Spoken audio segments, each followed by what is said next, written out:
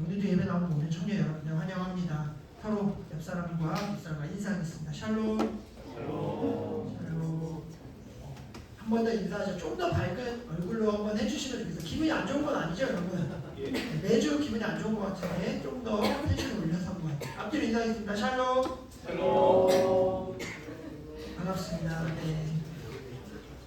네. 오랜만에 보는 형제 자매들도 있고 또 매주 보지만 또 새로운 형제 자매들, 오늘도 주님의 은혜가 우리 가운데 가득하기를 소망합니다. 오늘도 루키의 말씀을 통해서 우리 공동체에 우리에게 주시는 은혜를 같이 나누려고 합니다. 여러분 루키 말씀 우리에게 계속 나누고 있는데요. 지난 시간의 말씀을 좀 생각해 보면 여러분 루시라는 사람이 아주 용기 있는 여인이었죠, 그죠? 그녀는 시어머니 나오미의 고면대로 여러 가지 위험의 요소가 많지만 그것을 불구하고 보아스를 얻기 위해서 타작마당으로 들어갔고 가서 뭐 했어요? 프로포즈 했죠, 그죠? 프로포즈 가장 소중한 그 보아스를 얻기 위하여 아주 용기 있는 그런 행동을 했음을 우리는 확인했습니다. 그래서 우리가 용기 있는 신앙으로 나아가야 된다, 이런 것들을 나눴죠. 네, 기억나시죠? 지난주에요?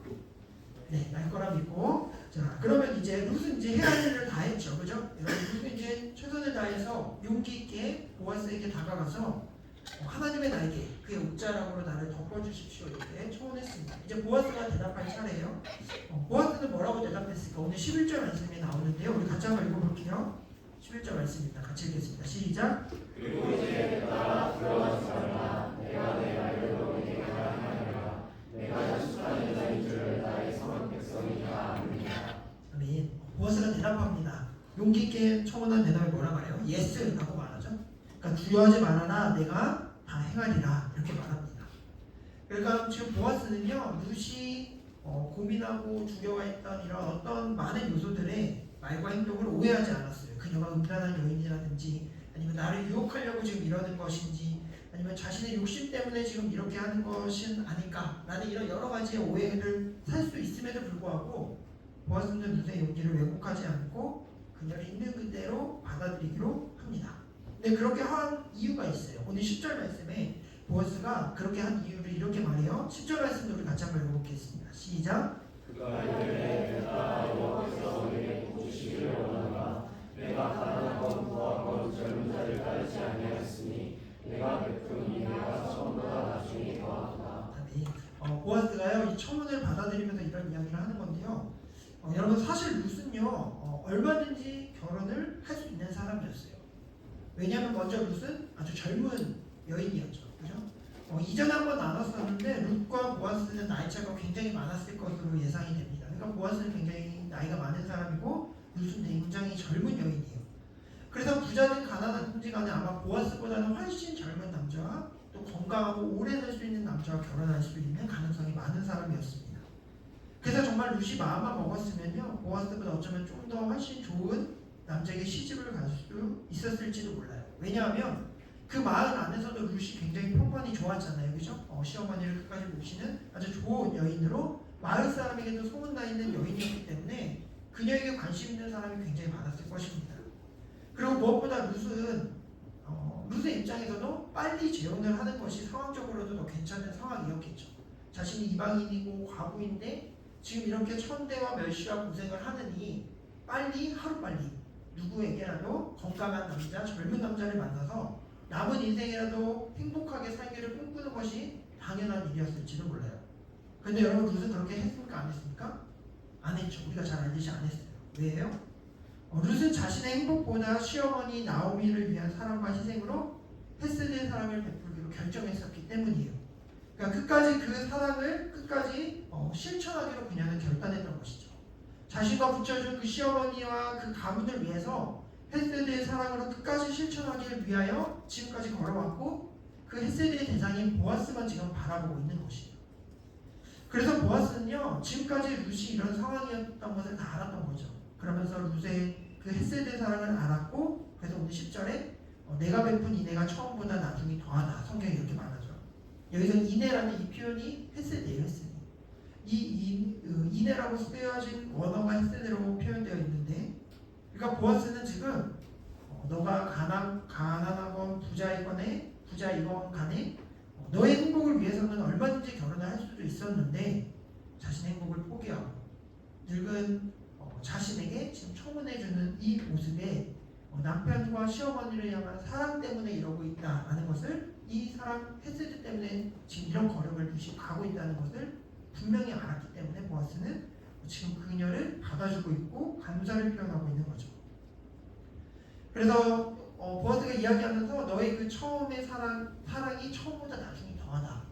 이 내용은 지금 무엇을 이야기하는 건가 하면, 그러니까 루시 처음에 집을 떠나서 시어머니를 모시기 위해서 베들레헴으로 왔던 그 헤세드, 그러니까 처음 사랑이었다면, 나중은 이제 젊은 과부로서 자신의 정욕과 행복을 다 따라가지 않고 시어머니를 끝까지 책임지고 하나님의 말씀을 따랐던 그 헤세드, 그것이 나중의 사랑인데 그것이 더 아름답고 크다라고 말하는 것입니다. 그러니까 결국 루스의 행위가 지금 진실된 사랑에서 나온 것임을 보아스는 왜곡하지 않고 지금 알아봐 줬던 것이죠. 그래서 보아스는요, 그 루시 청혼하는 그 말에 내 딸아 이제 두려워하지 말고 내가 너를 받아주겠다. 너가 행하는 대로 내가 다 행해줄게 라고 지금 약속하는 것입니다.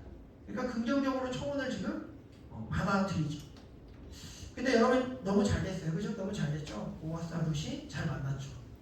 그런데요, 지금 보아스가 그 전에 보아스가 여전히 선하고 경건한 사람임을 다시 한번 확인하게 되는데 12절에요.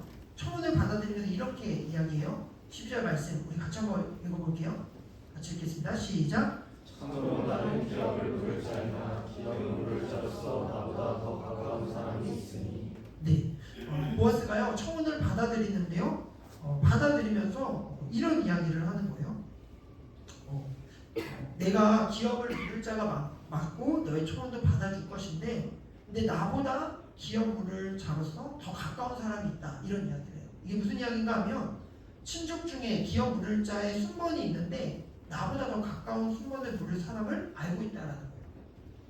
그러니까 13절에 보면 더 가까운 기업 물을 자가 만약에 이 기업을 자신이 물으겠다고 하면 내가 이 기업을, 내가 당신의 청혼을 받아들여서 아내로 삼을 수가 없다. 이렇게 이야기하는 거죠. 이건 법대로 한다면 나에게 선택권이 없고 나보다 더 먼저 결정해야 될 어떤 그 기업 물자가 있기 때문에 그 사람이 먼저 받아주면 나는 그렇게 할 수 없고, 그렇지 않으면 내가 너의 청혼을 받아들이고 너를 끝까지 함께하겠다. 이렇게 지금 이야기하는 것입니다. 여러분 때때로 우리는 의도나 목적과 뭔가 결과가 좋다면 절차는 무시해도 된다라는 생각을 우리는 할 때가 있는데요. 그렇지 않죠? 성경은 늘 이것은 인간의 방법이라고 이야기합니다.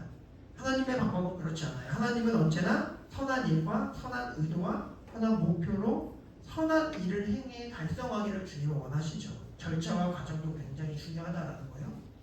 그러니까 보아스는 지금 굉장히 하나님을 경건하게 신뢰하는 자로서, 지혜로운 자로서 내가 저 여인을 나도 동일하게 사랑하겠지만 우선 이 법정이 율법의 절차 안에서 내가 그것을 따라 사랑하겠다라고 이렇게 이야기하는 것입니다. 여러분 굉장히 대쪽 같지만 뭔가 정직하고 하나님 앞에 경건한 또 멋진 보아스의 모습이에요. 근데 여러분 반대로 생각해 볼게요. 보아스의 입장은 그렇지만 여러분 루스의 입장이면 어떨까요? 지금 루스의 입장이라면 너무나 당혹스러울 것 같아요. 왜냐하면 우리가 앞에 계속 이야기를 봐왔지만 지금 루시 보아스에게까지 나아가기까지 또 그에게 가서 청혼을 하기까지가 쉬운 일이 아니었잖아요. 그죠? 많은 위험 요소를 뚫고 자신의 자존심도 버리고 사람들의 어떤 질타를 받을 것도 감수하면서 용기를 가지고 보아스에게 나아가서 이제 청혼을 했고 보아스도 알겠다고 받아들였고 이제 모든 게 다 잘 된 것 같은데 복병이 나타난 것이죠. 그죠? 보아스가 아니라 기업문을 더 순번에 앞번에 있는 사람이 있다라는 건 굉장히 복병이죠. 그러니까 잘못하면 보아스와 결혼할 수 없게 되는 것이기 때문에 모든 과정이 허사가 되는 일입니다. 만약에 더 가까운 친족이 기업을 부른다고 한다면 보아스와 결혼할 수 없고 그 세대의 사람 보아스, 우리의 삶을 회복시켜줄 것 같은 그 인격적이고 아름다운 저 사람과 함께할 수 없죠. 모든 것을 다 잃어버릴 수 있어요. 그동안 계획하고 생각했던 선한 계획들이 다 무너질 수 있습니다. 생각지도 못했던 일이었겠죠? 보아스의 이 답변은요, 나오미와 루스의 인생을 걸고 믿음으로 결단한 그 일 앞에 너무나 당혹스럽고 또 어쩌면 마음이 아주 무너지는 일이었을 것입니다. 그런데 여러분 신앙생활을 하다 보면요 우리도 이런 당혹스러운 일을 만나게 되죠. 그죠? 룻과 같이 당혹스럽고 또 내 생각과 너무 다른 상황들이 펼쳐질 때가 있습니다. 하나님은 너무나 선하시고 또 좋은 분이심을 알기에 그분의 뜻대로 기도하면서 결단하고 하나님을 위한 일이고 라는 것으로 믿고 행한 일인데 때로는 그 현실 속에서는 막상 일이 잘 안 풀리고 내 삶은 조금 힘들게 펼쳐지는 상황들을 우리는 신앙생활하면서 경험하게 된다라는 거예요. 분명히 내가 기도도 열심히 했고 이것을 위해서 이것을 통해서 하나님께 영광 돌릴 것이고 하나님이 뭔가 가라는 사인을 주신 것 같기도 하고 하나님이 분명 기뻐 받으실 만한 일인데 방향성이 분명히 올바른 것 같은데도 불구하고 나의 현실의 상황은 나아지지가 않고 하나님은 뭔가 침묵하시는 것 같고 또 때로는 그런 시간들이 길어지면 화도 나고 그러다가 버티기 힘든 상황까지 오는 이런 것들을 우리는 경험한다라는 것입니다. 하나님이 움직이기를 간절히 바라고 하나님이 내 삶에 일하기를 바라는 그러면서 그 하나님을 기다리는 그런 시간을 경험해본 사람들이 있다면 그 시간이 얼마나 힘들고 또 어렵고 때로는 억울하고 서글퍼지는 일인지 그래서 하나님 왜 저한테 이러세요? 라고 따져 묻고 싶은 시간들임을 경험해본 청년들이 아마 있을 거라고 생각해요. 여러분 오늘 룻도 동일했을 것입니다. 룻은 지금 그런 상황에 빠졌어요. 한 방향으로 하나님이 나를 이곳에 보내셨고 하나님의 헤세드의 사랑을 저 보아스가 분명히 베푸실 것을 확신하며 그렇게 지금까지 달려왔는데 지금 어떻게 됐어요? 내 생각과 너무 다른 일이 또 펼쳐지는 거예요. 어떻게 해야 되나? 내 생각과 너무 달리 펼쳐지는 이 순간 속에서 아마 힘이 쭉 빠졌을지 모르겠습니다. 지금 그런 상황이 펼쳐지고 있어요. 좀 더 성경을 보면요. 그런데 보아스는요. 이런 룻에게 끝까지 인애를 베푸는 모습을 보여요. 먼저는 룻의 이런 의도와 진심을 알았던 보아스는요. 그 밤에 새벽에 몰래 자기 발치에 누워있던 그 룻의 몸에 손을 대지 않죠. 왜냐하면 그렇게 하면 그녀의 이런 진심과 다르게 자신의 정욕대로 보아스의 욕심대로 그녀를 취하게 되는 거기 때문에 그녀의 몸에 손을 대지 않습니다. 그리고 새벽까지 그냥 자신의 발밑에서 있도록 해줘요. 그리고 나서 저녁이 지나고 새벽에 사람들이 잘 다니지 않고 서로를 알아보기 어려운 그 어두운 시간까지 기다렸다가 그녀를 집으로 돌려보냅니다. 왜 그렇게 하냐면 사람들에게 그녀가 이곳에 왔다 갔다라는 것을 보여주지 않기 위해서 그랬던 것이죠. 만약 누구라도 본다면 룻이 보아스를 유혹하려고 창녀같이 그렇게 나쁜 행동으로 갔다고 비춰질 수 있고 오해를 생길 수 있기 때문에 보아스가 세심하게 끝까지 이 룻을 지금 배려하고 있는 모습이에요. 근데 중요한 건요, 그렇게 보아스가 룻을 돌려보내는데요, 집으로 이제 가라고 말해요. 그러면서 보리를 가져가도록 하는데 오늘 15절 말씀이에요. 15절 말씀 같이 한번 읽어볼게요. 함께 읽겠습니다. 시작. 보아스가 이르되 내 겉옷을 가져가라. 그것을 펴서 잡으라 하매 그것을 펴서 잡으니 보리를 6번 되어 룻에게 지어주고 성으로 돌아가더라. 이런 일들이 다 있고 보아스가 이제 룻을 집으로 다시 돌려보내는데요. 뭘 가지고 가게 하냐면 보리를 가지고 가도록 해요. 겉옷을 펼쳐서 보리를 6번 퍼서 제 집으로 들고 가게 합니다. 네, 여러분 오늘 우리가 주목해야 될 부분이 이것인데요. 굉장히 의미 있는 행동이에요. 룻을 끝까지 배려하고 보호하면서 가난한 그 룻을 돌보는 보아스의 모습인데 근데 중요한 의미가 이곳에 있습니다. 왜 이렇게 보리를 가지고 가게 했는가라는 것이죠. 왜 이렇게 그냥 보내도 되는데 굳이 양식 보리를 6번이나 가지고 가게 했을까? 그 의미가 있어요. 보아스는 끝까지 지금 룻을 돌보고 있는 것인데요. 여러분 만약에 빈손으로 룻이 집으로 돌아간다면 어떤 일이 있을까요? 집에서 지금 누가 기다리고 있어요? 간절히? 나오미가 기다리고 있죠. 나오미는 이제 어떻게 됐는지 그 소식만에 간절히 기다리고 있을 거예요. 어떻게 됐을까? 우리 집을 일으킬 수 있는 일이 벌어졌을까 아닙니까? 근데 만약에 아무런 소득도 없이 룻이 그냥 돌아온다면 어떻게 될까요? 아마 룻과 나오미는 불안과 걱정 속에서 계속해서 기다려야겠죠. 어떻게 될까? 나보다 그 보아스보다 더 가까운 기업 물을 자가 우리를 받아준다고 한다면 그 사람은 어떤 사람인지도 모르고 어떻게 될 수 있을까? 어떻게 될까? 이런 불안한 상황 속에 답답한 상황 속에 계속해서 기다려야 됐을 것인데 보아스는 이 사실을 알고 있었기 때문에 룻의 그 용기 있는 청혼을 받아들이면서 나는 최선을 다하겠다. 기업 물을 자의 그 법적인 안에서 약속을 다 하겠다라는 징표로 지금 먹을 것을 보내는 거예요. 말뿐이 아니라 정말로 행함으로 약속을 내가 지킬게 끝까지 이렇게 마음의 확증으로 그 보리를 보내는 것이죠. 이런 의미가 있어요. 근데 여러분 독특한 게 있습니다. 오늘 표현에서요 보리를 보내는데 어떻게 보내냐면 6번 되어 주었다 라고 성경이 기록해요. 15절에 한번 17절에 반복해서 성경이 기록하죠. 성경은 반복해서 기록하는 뭔가 강조를 하고 있다는 의미예요. 여러분 이전에 보아스가 룻이 막 이삭을 열심히 주었을 때 그녀에게 더 많이 주기 위해서 한 에바를 줬었죠. 기억나시죠? 에바가 단위였잖아요. 여러분 이 당시에는 부피를 재는 많은 단위들이 있었어요. 에바라든지 뭐 호멜이라든지 뭐 이런 단위들이 분명히 있었는데 오늘 뭐라고 표현하고 있어요? 6호멜, 뭐 6에바가 아니라 그냥 숫자로 6번을 주었다 이렇게 강조하고 있어요. 횟수를 강조하고 있어요. 이거 굉장히 독특한 부분이죠. 그렇죠? 단위가 분명히 당시에 있었을 것인데 그래서 이 표현들을 가지고 학자들이 굉장히 또 논쟁이 있고 많이 공부했습니다. 그래서 왜 이렇게 했을까부터 시작해서 그러면 이 6번은 얼마나 되는 양일까? 뭐 학자들이 이런 게 궁금한가 봐요. 그죠? 저도 막 찾아봤는데 중요한 것 같지는 않아요. 우리에게 중요한 것은 뭐 얼마나 줬냐, 얼마나 많이 줬냐 이런 게 중요한 게 아닙니다. 왜 6번이라는 이 숫자를 성경은 2번이나 강조해서 기록하고 있을까라는 것이죠. 의미가 있겠죠? 성경은 그냥 의미 없이 기록되는 단어가 하나도 없습니다. 왜 이렇게 숫자 6이라는 거를 2번이나 기록해서 강조했을까? 여러분 이스라엘은요 숫자가 굉장히 중요합니다. 숫자가 주는 의미들이 다 있어요. 그 안에 의미를 내포하고 있습니다. 이스라엘에게 있어서 7이라는 숫자는 굉장히 중요한 숫자죠. 그죠? 7은 안식, 완성, 완전함 이런 것들의 의미예요. 완전수죠. 7일 굉장히 중요한 숫자라고 여깁니다. 그렇다면 6은 어때요? 그것보다는 1 부족한 숫자니까 불완전한 숫자일 수 있겠죠. 그런데 여러분 이 6은요 다른 의미로 본다면 7에 거의 다 다다른 숫자이죠. 그렇죠? 그러니까 완전과 안식 이제 완성으로 가기 바로 직전의 숫자가 6이죠. 그러니까 6은 어쩌면 7을 기대하는 소망의 숫자로 볼 수 있는 것이죠.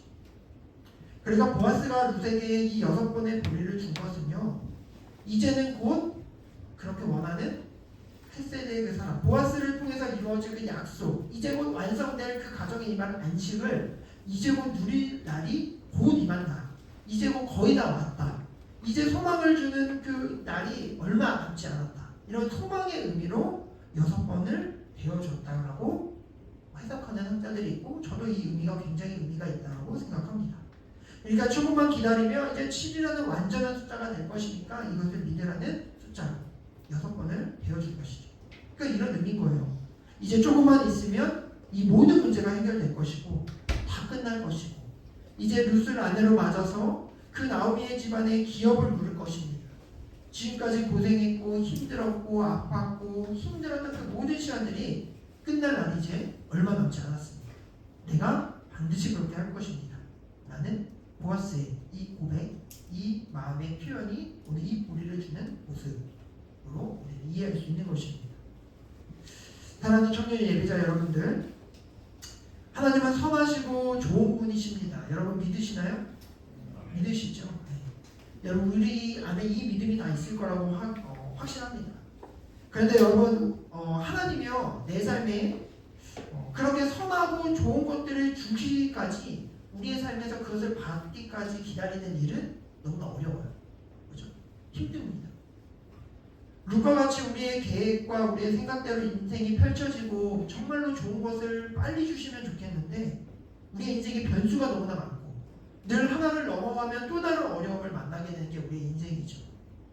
그 상황 속에서 우리는 그 문제를 늘 풀기 위해서 또 노력하고 하나님의 뜻을 기다리고 하나님의 선한 것을 줄 날을 인내합니다.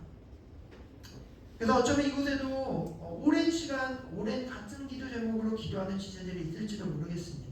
저 역시도 뭐 가족의 구원을 위해서, 아버지와 동생의 구원을 위해서 지금도 기도하고 있습니다.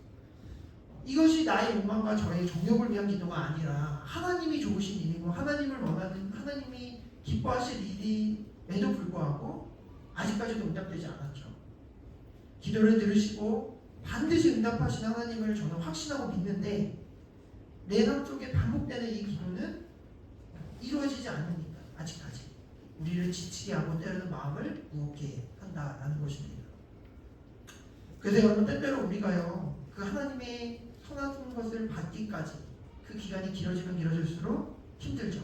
그래서 때로는 하나님을 원망하게 되고 하나님을 떠나는 사람도 있습니다. 하나님이 선하시고 좋은 분이시라는데 어떻게 이럴 수 있습니까? 왜 제 기도에 응답해 주지 않으시나요? 왜 빨리 안 주세요?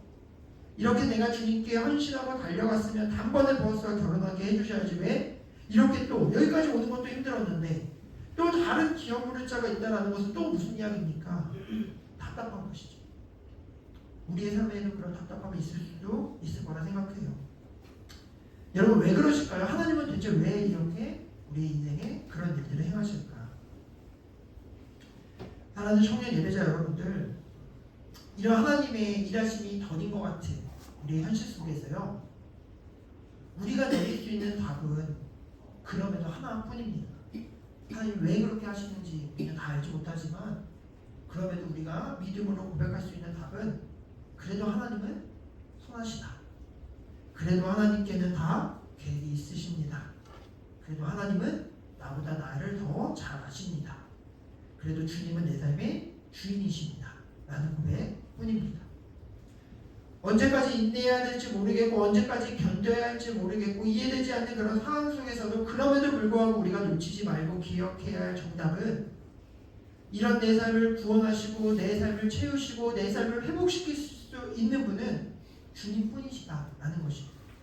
내 삶을 회복시키실 분은 주님밖에 없습니다. 그리고 여러분 이러한 진실한 고백 위에 주님은 보아스의 모습처럼 언제나 우리에게 역사하십니다. 사람들은 상처를 주고 손가락질하고 비난하겠지만 비교하며 우리의 존재를 증명하라고 요구하겠지만 주님은 보아스처럼 우리의 마음을 지키시기 위해서 우리를 보호하기 위해서 그 새벽에 아무도 보지 않는 그때 남들이 발견하지 못하도록 걸어갈 수 있도록 우리의 마음을 지키기 위해 우리에게 길을 내시는 분이시고 끝까지 우리를 선한 길로 인도하시는 우리의 유일한 보호 그분은 바로 하나님이십니다. 때로는 우리가 빈손으로 돌아가서 불안해할까봐 손에 보리를 쥐어주시는 분이 하나님이시죠. 내 가난하고 불쌍한 현실을 모른 척하지 아니하시고 필요를 따라 가장 아름다운 것으로 완성하기 위해서 지금은 내가 원하는 것이 아니요 라고 보일지라도 그 6번을 그렇게 주시면서 곧 완성될 것이라고 곧 최고의 것을 이룰 거라고 주님은 우리에게 그렇게 말씀하십니다. 그러면서 우리에게 말씀하실 것 같아요. 이제 거의 다 왔다. 조금만 더 가면 된다. 6번이지 이제 곧 7 안식 평안을 얻는 그날이 곧 올 거야. 오늘을 살아내면 이제 곧 안식의 내일을 내가 너에게 허락할 것이다. 내가 반드시 약속할게. 너의 손에 있는 것을 봐. 지금 너가 여기까지 걸어온 너의 길을 보려. 너가 한 것이 아니고 내가 지금까지 너를 한 것이야. 내가 목숨을 다하기까지 너를 사랑한다는 것을 기억하면서 오늘도 열심히 나의 삶을 이루어내려. 주님이 오늘 이렇게 우리에게 말씀하실 것입니다. 여러분 룻이 나오미에게 돌아와서요 6번 담았던 보리를 건네면서 보아스가 저에게 이러한 말을 했습니다. 그리고 보아스가 이것을 주었어요 라고 시어머니 나오미에게 이야기했을 때 나오미가 오늘 이렇게 고백해요. 18절 말씀입니다. 같이 한번 읽겠습니다. 시작. 이에 시어머니가 이르되 그러나 사건이 어떻게 될지 알지 못하였으나 그 사람이 오늘 이 일을 성취하기 전에 쉽지 아니하리라. 아멘. 여러분 오늘 이 나오미의 이 고백이요 우리의 고백이 됐으면 좋겠습니다. 여러분 너무 더딘 것 같고 기도해도 되지 않는 것 같고 내 삶이 너무나 막연하고 힘들지만 그래도 오늘을 살아내고 그리고 그래도 오늘 그럼에도 주님은 선하십니다. 그래도 주님은 내 삶에 일하고 계십니다. 그래도 내 삶을 인도하고 계십니다. 이렇게 고백하면 우리가 걸어갈 수 있습니다. 왜냐하면 오늘 나오미의 고백처럼 주님은 그분의 선한 일을 성취하시기까지 결코 쉬지 아니하시는 분이시기 때문에 그렇습니다. 주님은 우리에게 선하신 그분의 일을 완성하기까지 결코 쉬지 아니하십니다. 사랑하는 청년 예배자 여러분들, 그 하나님이 이 땅에 예수님의 육신, 사람의 육신에 입은 예수님으로 이 땅에 오셨죠. 여러분 예수님은 이 땅에서 33년을 사시면서요 단 1시간도 단 1분도 단 1초도 허비하지 않고 일하셨습니다. 어떤 일을 하셨어요? 십자가를 지기 위한 그 모든 일들을 해나가셨습니다. 한 방향만 보고 가셨어요. 그리고 끝까지 그 십자가를 지시고 그 십자가에서 우리를 사랑하심을 확증하셨습니다.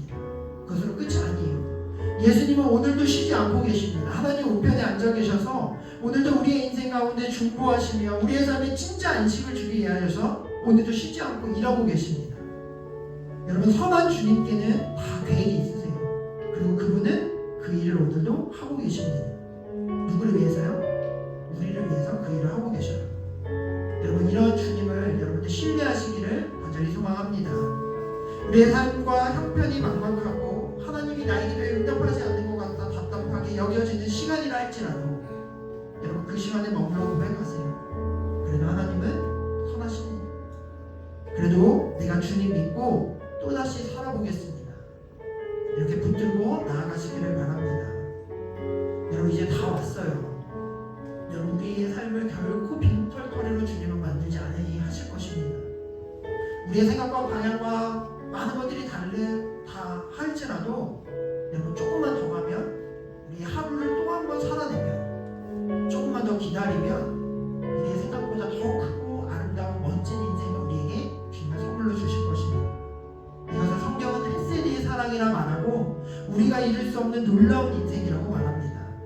여러분, 가장 미련한 사람이 어떤 사람이에요? 결승까지 다 와서 포기하는 사람이잖아요. 여러분, 포기하지 말고 그래도 하나님은 선하시니까, 그래도 주님은 우리의 인생이 분명한 결승점을 알고 계시니까, 하나님은 나의 삶의 주인이시니까 그분을 붙잡고 오늘 나오미와 룻처럼 그 집에서도 그 보리를 바라볼 때 이제 곧 완성이 있을 거야. 보아스가 우리의 삶을 일으킬 거야. 그렇게 믿었던 것처럼 주님 만날 그날을 기대하며 나아가는 여러분들 됐으면 좋겠습니다. 여러분, 우리는 결국 만나게 될 거예요. 주님 안에 있다면, 주님을 기다린다면 주님의 일하심을 반드시 만나게 될 것입니다. 여러분, 오늘 이 말씀을 기억하면서 우리 같이 이 찬양으로 올려드렸으면 좋겠는데요. 룻기의 말씀 우리가 계속 나누면서 왜 하나님의 룻기의 말씀을 저에게 주셨을까? 우리 공동체에게 주셨을까? 룻기를 결정하면서요, 제가 설교를 다 써놓은 게 아니잖아요, 그죠? 저도 매주 준비하면서 은혜를 경험하고 이걸 나누는 건데요. 왜 이 룻기의 말씀을 우리 공동체에게 주셨을까? 우리에게 위로를 허락하시기를 위해서 주님은 이 말씀을 주시는 것 같아요. 우리 청년들에게 위로하고 하나님의 마음을 알았으면 좋겠다고 이 룻기의 말씀을 우리에게 주시는 것 같습니다. 여러분, 오늘 이 찬양 하나님의 열심이라는 찬양인데요, 주님이 우리에게 주시고 싶은 메시지라고 생각이 됩니다. 오늘 룻기의 말씀을 기억하고 또 오늘 이 찬양의 가사를 기억하면서 주님의 마음을 깨닫고 나가는 여러분들 됐으면 좋겠습니다. 우리 같이 찬양하며 나아가도록 하겠습니다.